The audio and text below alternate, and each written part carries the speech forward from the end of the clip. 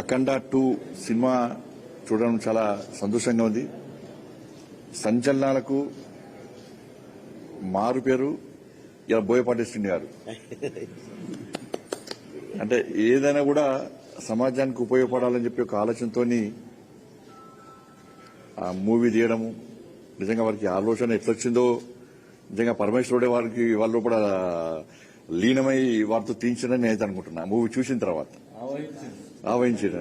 ఇన్ని రోజులు నా జీవితాన్ని, నా సమయాన్ని వృధా చేసుకున్నా, కనీసం ఇప్పటి నుంచైనా ఈ మిగిలిన జీవితాన్ని కూడా ఈ ధర్మానికి అర్పించాలి, ధర్మం కోసం పనిచేయాలి, ఈ దేశం కోసం పనిచేయాలని చెప్పి 100 తప్పకుండా ఆలోచన తెప్పించేటువంటి మూవీ అఖండ 2. చాలా గొప్ప మూవీ. కాలేజీలో గాని, స్కూళ్లలో గాని, ఫంక్షన్లో గాని అంతకుముందు ఏం గిఫ్ట్ ఇస్తావు అని చెప్పి అడిగేవాళ్ళు. రేపు ఏం చేద్దామనేవారు. ఇప్పుడు క్లాస్ రూమ్లు కాలేజీలే బాలకృష్ణ గారి సినిమాని చూడాలని చెప్పి బెట్టింగ్ పెట్టుకుని ఇలా సినిమాలు చూసే పరిస్థితి వచ్చిందంటే అది బాలకృష్ణ గారి గొప్పతనం. ఇవాళ ఆ వయసులో ఇలా ఎన్టీ రామారావు గారిని మైమర్పించే విధంగా ఎన్టీ రామారావు గారు లేరు అన్నటువంటి విషయాన్ని ప్రజలెవరు ఊహించుకుంటలేరు. ఇలా బాలయ్య గారి రూపంలో ఇవాళ ఎన్టీఆర్ చూసుకుంటున్నాం.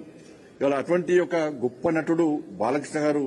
నిజంగా వారు వేషధారణ వారిని చూస్తుంటే నిజంగా శివుడే ప్రత్యక్షమైనటువంటి పరిస్థితి మనకు కనబడుతుంది.